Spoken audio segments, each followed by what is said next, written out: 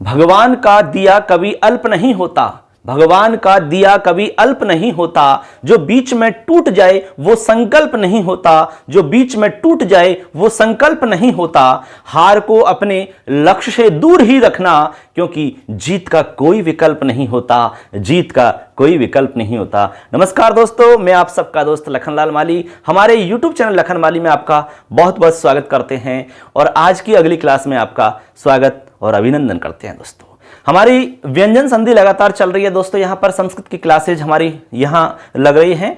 रीट और संस्कृत के जो हमारे स्टूडेंट हैं वो यहाँ पर लगातार क्लासेज ले सकते हैं। ये हमारा लखन माली यूट्यूब चैनल है, इसको आप अभी सब्सक्राइब करें। इधर आप देख रहे हैं मिशन संस्कृत ज्ञान, ये हमारा मोबाइल एप्लीकेशन है। मोबाइल एप्लीकेशन पर भी आप बहुत सारी क्लासेज ले सकते हैं। यहाँ पर फ्री और पेड दोनों कोर्स आपको मिलते हैं। यहाँ पर PDF नोट्स आपको मिल जाते हैं, ठीक है। इसके अलावा आपको बुक, हम यहाँ पर रीट की जो पुरानी बुक थी वो फ्री हम दे रहे हैं यहाँ पर। इसके अलावा और भी बहुत सारी चीज़ें आपको यहाँ पर मिल जाती हैं। एकदम सस्ता कोर्स हम यहाँ पर उपलब्ध करवाते हैं। तो चलिए आज की हम अगली क्लास स्टार्ट करते हैं दोस्तों। तो चलिए दोस्तों, आज की हम संधि स्टार्ट करते हैं। एकदम आसान तरीका से मैं आपको बताऊंगा। आज हम पढ़ेंगे पूर्व सवर्ण संधि, ठीक है। तो सभी लोग जुड़ जाइए, अपने दोस्तों को शेयर कर दो, क्योंकि लगातार क्लासेज हम दे रहे हैं। पूरा कोर्स आपको यहाँ पर करवाया जाएगा दोस्तों। तो चलिए आज की संधि आप नोट करेंगे। हमारी संधि रहेगी आज की पूर्व सवर्ण संधि। आप नोट करेंगे यहाँ पर पूर्व सवर्ण संधि। ये बहुत ही मोस्ट संधि मानो, क्योंकि ये बड़ी बड़ी एग्जाम्स में भी यहाँ से सवाल आपके पूछे जाते हैं दोस्तों। इसलिए इसको अच्छे से समझना है, इसमें क्या है, कैसे हमें देखना होता है, ठीक है। इसका सूत्र कौन सा है, उस सूत्र में क्या क्या बातें हमें समझनी होती हैं, क्या उनका अर्थ होता है, वो सारी बातें आपको बारीक से बारीक जो भी बात होगी उसको मैं बता दूंगा दोस्तों। तो पूर्व सवर्ण का मतलब आप समझ रहे हैं। पहले मैं एक बार थोड़ा सा इसको समझा देता हूं। जैसे आप जानते हैं कि ये प्लस का हमारा चिन्ह है, तो इधर वाला जो हमारा हिस्सा होता है पहला, इसको हम कहेंगे पूर्व भाग, और इधर वाला होता है इसको हम कहेंगे बाद वाला भाग, यानी इसको हम उत्तर भाग भी कह सकते हैं, इसको हम पूर्व वाला भाग कहेंगे। यहां पर पूर्व सवर्ण हो रहा है, यानी कि यहां पर पूर्व का सवर्णी अक्षर हो जाता है, पूर्व का सवर्णी अक्षर होगा, ठीक है। अभी मैं सूत्र के आधार पर समझाऊंगा कि कैसे पूर्व का सवर्ण। अब हम इसमें आपको सूत्र बताते हैं कि पूर्व सवर्ण संधि का हमारा कौन सा सूत्र है, ठीक है। उसका हम अर्थ आपको बताएंगे और उसमें जो भी छोटी छोटी बातें होंगी उनको भी हम समझते हैं। तो सभी यहां पर सूत्र नोट करेंगे। सूत्र है हमारा झयो होन्यतरस्याम, अन्यतरस्याम, झयो होन्यतरस्याम, ये हमारा सूत्र है। सूत्र में आप देखेंगे एक झय आ रहा है, एक आपका है आ रहा है और एक अन्यतरस्याम आ रहा है। अन्यतरस्याम से मतलब होता है कि विकल्प से कार्य होगा, ठीक है। अन्यतरस्याम से मतलब समझना है विकल्प, हो का मतलब है समझना है आपको। इसके बाद में झय आपको झय प्रत्याहार से समझना है, ठीक है। ये हमारे सूत्र के अंदर जो शब्द हैं इनको समझना है। तो यहाँ पर सबसे मेन है हमारा झय। झय हम समझेंगे कि झय क्या है मित्रों। झय हमारा प्रत्याहार है। झय प्रत्याहार के अंदर हमारा पहला वर्ण आता है, दूसरा, तीसरा और चौथा, ये हमारे चारों वर्ण इसके अंदर आ जाते हैं, ठीक है। और विकल्प से कार्य होता है, यानी कि एक बार हमारा ये कार्य होगा इस सूत्र से। इस सूत्र से होता है पूर्व सवर्ण का कार्य। कार्य के रूप में यहां पर होता है पूर्व सवर्ण। क्या होता है? पूर्व सवर्ण।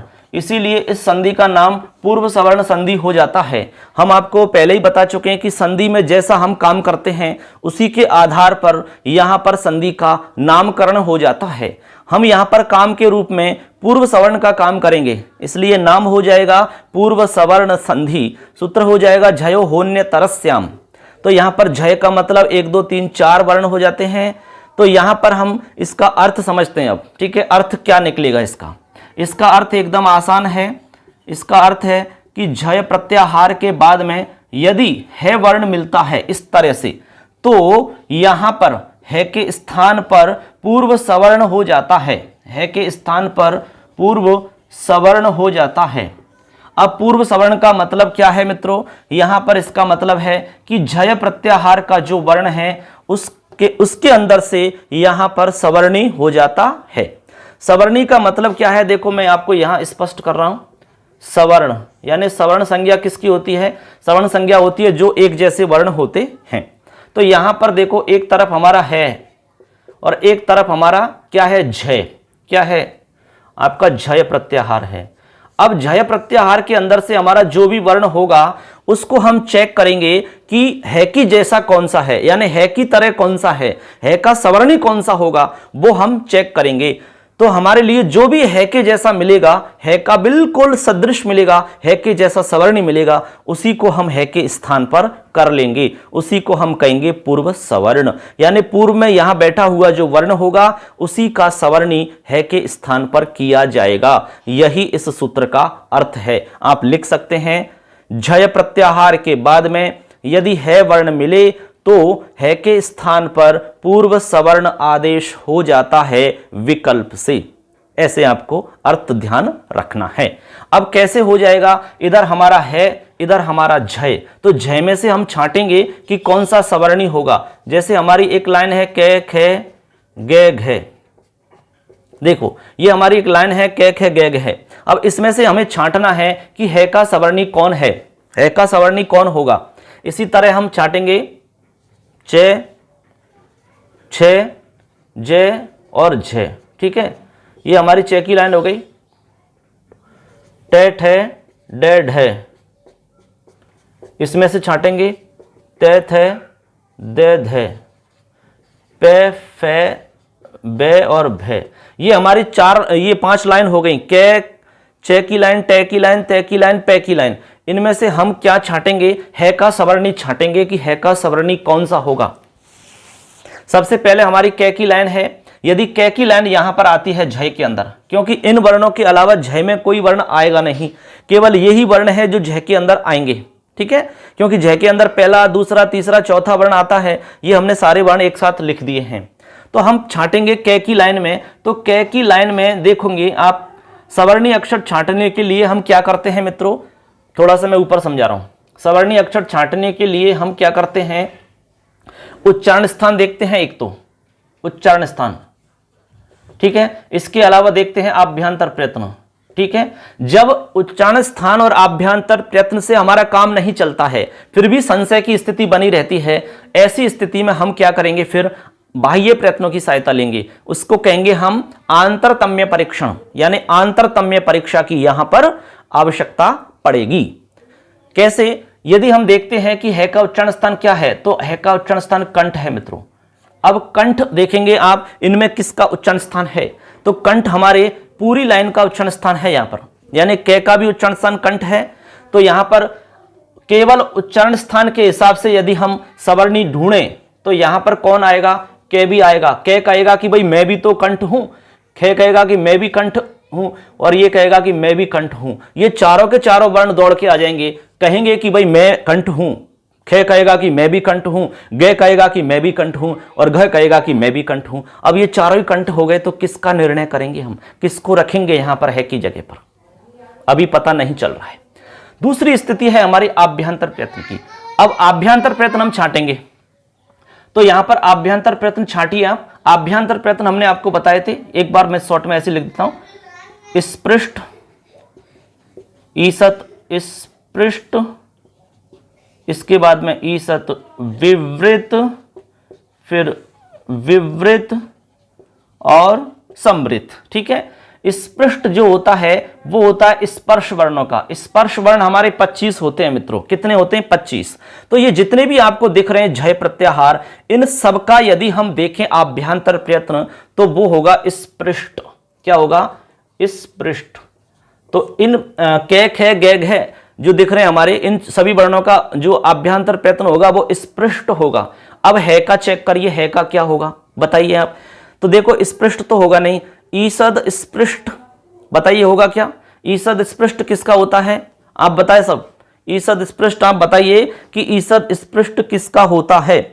ईसद स्पृष्ट होता है दोस्तों, बताओ, अंतस्थ वर्णों का। ईसद स्पृष्टम अंतस्थानाम, ईसद विवृतम ऊष्मानाम, ये ऊष्म वर्णों का होता है, ये आपका अंतस्थ वर्णों का होता है। और विवृतम स्वरानाम, ठीक है, ये विवृत आपका स्वरों का होता है। तो यहां देखेंगे कि है जो है आपका ऊष्म वर्णों में आता है, आ रहा है। तो कहने का मतलब सीधा ये है कि इससे हमारा निर्णय नहीं हो पा रहा है। आप और देखोगे चेक करके तो फिर उनका आपका उच्चारण स्थान सेम नहीं मिलेगा फिर।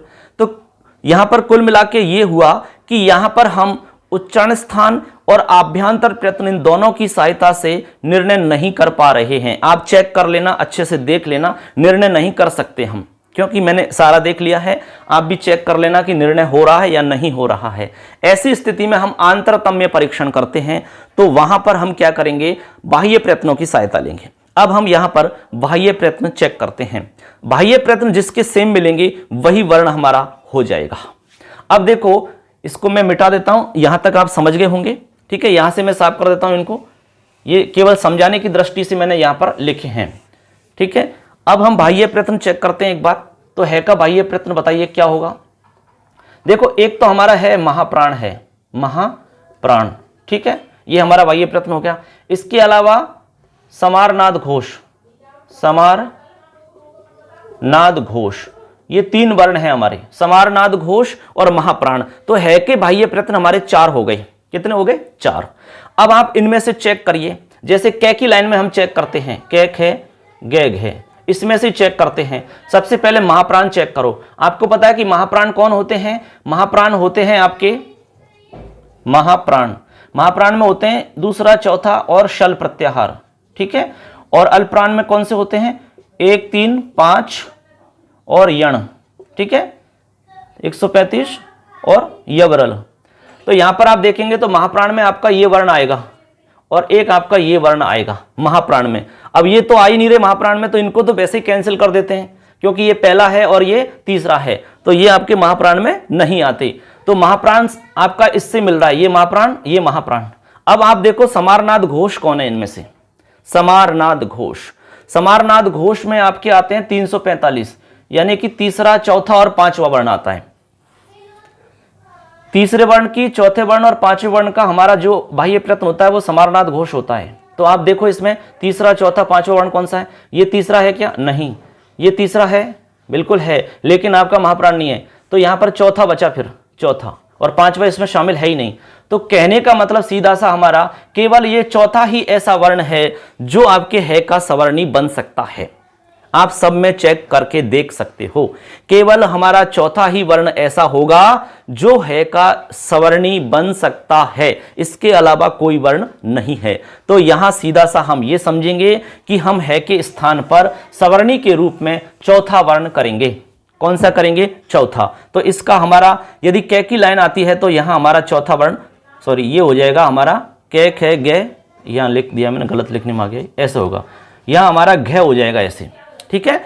इस लाइन में देखेंगे तो यहां हमारा झ हो जाएगा, इस लाइन में देखेंगे तो हमारा ये ड हो जाएगा, यहां देखेंगे तो हमारा ध हो जाएगा, और यहां देखेंगे तो पे फे बे भे पे भे, ये हो जाएगा पे फे बे भे। तो ये हमारे चौथे वर्ण हैं और इनको हम कहेंगे है के सवर्णी। ये हमारे है के सवर्णी है, चारों के चारों हमने चेक करके बता दिए कैसे होते हैं। तो अब आप समझ गए होंगे कि यहां पर है के स्थान पर पूर्व सवर्ण क्या होगा। यहां पर ये रहे आपके सवर्ण, यदि आपके कै की लाइन आती है इस जगह पर तो आप इसको लेके आओगे है के स्थान पर, यदि च की लाइन आती है तो इसको लेके आओगे आप सवर्णी के रूप में, यदि टे की लाइन आती है तो इसको लेके आओगे आप सवर्णी के रूप में, तय की लाइन आती है तो इसको लेके आओगे आप सवर्णी के रूप में, और यदि पै की लाइन आती है तो इसको लेके आओगे आप सवर्णी के रूप में। ऐसे आपको यहां समझना है। तो ये अब हम अर्थ आपको बता चुके हैं, अर्थ में आपको कोई प्रॉब्लम नहीं आनी चाहिए, अच्छे से आपको समझ में आ जाना चाहिए दोस्तों। अब इसके उदाहरण समझते हैं, फिर आपको क्लियर हो जाएगा सारा कुछ। एक एक उदाहरण को मैं समझाता हूं, इतना नोट कर लो। चलिए उदाहरण की तरफ चलते हैं। देखिए, चलिए मित्रों, अब हम इसके उदाहरण समझाते हैं आपको। एक एक उदाहरण को मैं आपको एक्सप्लेन करता हूं कैसे ये उदाहरण बनेंगे आपके और क्या आपको ध्यान रखना है। सबसे पहले मैं आपको एक बार शॉर्ट में और समझा देता हूं। यहां पर देखो, आपको झय देखना है और इधर आपको है देखना है। झय हमने आपको बता दिए 1 2 3 4, ये हमारे 1 2 3 4 वर्ण मिलेंगे, आगे आपको है मिलेगा ऐसे, ठीक है, ये मिल गया। अब आपको क्या करना है के स्थान पर पूर्व सवर्णी करना है के स्थान पर। तो आप सीधा सा ये समझो बिल्कुल सरल भाषा में कि यहां पर जो भी वर्ण मौजूद होगा इस जगह पर, ठीक है, उसका यहां पर चौथा वर्ण कर देंगे आप। क्या कर देंगे? चौथा। क्लियर? इसके अलावा यहां पर जस्त संधि का काम भी होगा। हमने कहा कि भाई एक संधि होने के बाद में दूसरी संधि यदि प्राप्त हो रही है तो वो भी काम हम करते हैं। इसमें कोई सी संधि हो यदि प्राप्त हो रही है तो करेंगे अवश्य। तो यहां पर आपने कर दिया है के स्थान पर चौथा इसी वर्ण का करेंगे। जैसे मान लो इधर के आ गया तो के का चौथा कर देंगे यहां, और इस वाले का हम तीसरा कर देंगे। तो कहने का मतलब यहां पर 34 की स्थिति बनेगी, ऐसा समझो आप। तो 34 की स्थिति बनेगी आपकी पूर्व सवर्ण संधि के अंदर, ये समझना है बस। और ये जो पूर्व सवर्ण का कार्य होगा, ये वाला चौथा जो वर्ण हो रहा है ना, ये वाला कार्य हमारा विकल्प से होगा, और ये वाला विकल्प से नहीं होगा, ये तो लगातार चल ही रहा है। तो ये वाला काम तो हो जाएगा, लेकिन एक बार ये काम नहीं होगा फिर। तो उस स्थिति में जब नहीं होगा तब आप केवल यही करेंगे, ऐसा ही काम होगा, यानी 3 हो जाएगा, इधर आपका है यो कितने रह जाएगा, ठीक है। और जब एक बार करेंगे तो इधर 3 हो जाएगा, इधर आपका 4 हो जाएगा। ये दो रूप आपके बनके तैयार हो जाएंगे। एक में तो आपका 3 होगा, 3 के सामने है आपको बैठा मिलेगा, और एक में आपको 3 के सामने 4 बैठा मिलेगा। इस तरह से हमारे इसमें रूप बनेंगे दोस्तों, आप अच्छे से चेक कर सकते हैं इसमें, ठीक है, ऐसे। तो चलिए मैं एक एक उदाहरण को आपको समझाता हूं। ये प्रोसेस है आपकी, समझ लेना अच्छे से। 34 की स्थिति बनेगी इसमें, ठीक है। अब एक एक उदाहरण को देखते हैं। देखिए सबसे पहले उदाहरण है तद धन हितम। तो यहां पर दे आ रहा है, दे आपका झय में आता है। झय में हमने कह दिया 1 2 3 4 ये वर्ण आते हैं, तो ये झय हो गया। आगे हमारा है आ गया। अब क्या करना है आपको, यहां पर देखिए 2 काम हमने आपको बताए। सबसे पहले है के स्थान पर चौथा करो आप, इस वाले वर्ण का दे का चौथा। तो ते थे दे धे, तो आप करेंगे धे। तो आप बनाएंगे इस तरीका से, तद धन हितम की जगह धितम बनाएंगे, धितम, क्योंकि हमने है की जगह क्या कर लिया, चौथा वर्ण कर लिया, ठीक है। इसके बाद में आप यहां पर, ये तो हो गया चौथा ऐसे। अब यहां पर तीसरा करेंगे।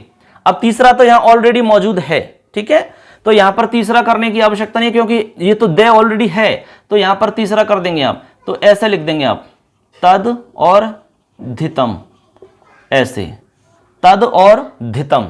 अब इसको आप ऐसे भी लिख सकते हो, ऐसे, तद्धितम, एक ही मतलब है, ऐसे भी लिख सकते हो। तो ऐसे लिख लो या ऐसे लिख लो, एक ही मतलब है, आप जैसा चाहो वैसे लिख सकते हो, ठीक है, ऐसे।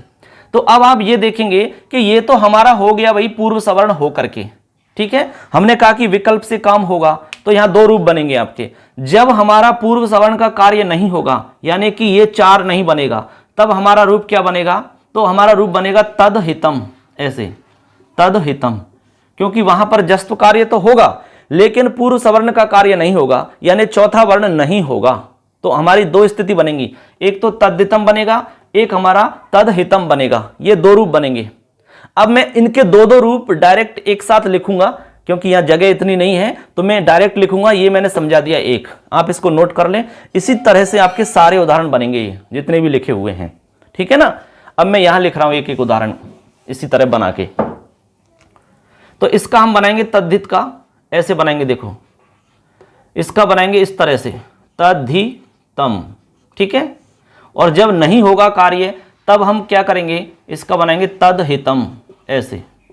ये हमारा बिना पूर्व सवर्ण का कार्य है। यहां पर हमने चौथा वर्ण नहीं किया, यहां पर तीसरा भी होगा, चौथा भी होगा, दोनों वर्ण होंगी। तो ये स्थिति हो गई हमारी 3 और 4 की। ये हो गई हमारी 3 और है की स्थिति, ऐसे समझो आप। तो 3 और है की स्थिति, ठीक है। ये हमारा तीसरा वर्ण है और इधर सामने आपको है मिलेगा। अब दूसरे में चलो, वाक धन हरि। तो यहां पर 3 4 कर दो। के का आप पहले तो 3 करेंगे और है का चौथा करेंगे। तो इधर देखो डायरेक्ट बना रहा हूं मैं, के का 3 करेंगे बाघ गे, के खे गे, और है का चौथा करेंगे घे, तो बन गया बाघ घरी ही, ऐसे बाघ घरी ही बन गया कि नहीं। स्थिति बन गई कि 3 4 की, ये तीसरा और चौथा हो गया। अब आगे चलो, आगे यहां पर क्या करेंगे, आप 3 करेंगे और है यूं की तो ही छोड़ देंगे, ऐसे। तो यहां पर आप करेंगे बाघ हरी, ऐसे बाघ हरि ही, ऐसे बना लेंगे, ठीक है। कोई दिक्कत नहीं है इसमें, किसी को प्रॉब्लम नहीं होनी चाहिए। अब इसमें डायरेक्ट आप पहचान कर सकते हैं। इसके बाद में अच है और हीनम है। तो अच में आपका च है, ठीक है। तो च का तीसरा करो, च छ जय, तो जय करो अज, ऐसे, ठीक है। पर है का आप चौथा करना है, च छ जय झ, तो यहां करना झी, तो यहां ही की जगह झी हो जाएगा। तो अझीनम, अजझीनम, ऐसा रूप बनेगा यहां पर अजझीनम। अब सामने आ जाए कि अजझीनम इत्यत्र कह संधि, तो आपकी पूर्व सवर्ण संधि होगी यहां। अब एक बार हम चौथा वर्ण नहीं करेंगे, यानी कि पूर्व सवर्ण नहीं करेंगे, तब हमारा बनेगा अच, यानी चे को जय तो हो जाएगा, अजहीनम, अजहीनम ऐसे बनेगा अजहीनम, यानी तीसरे के सामने आपको है मिलेगा, तो ये है तीसरा हो गया और तीसरे के सामने है मिल गया ऐसे, ठीक है, ऐसे मिलेगा।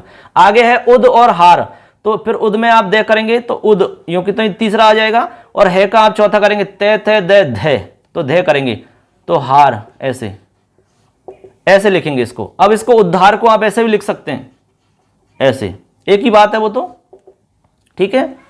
अब आप एक बार नहीं करेंगे तो आप उदहार है ऐसे लिखेंगे, उदहार है।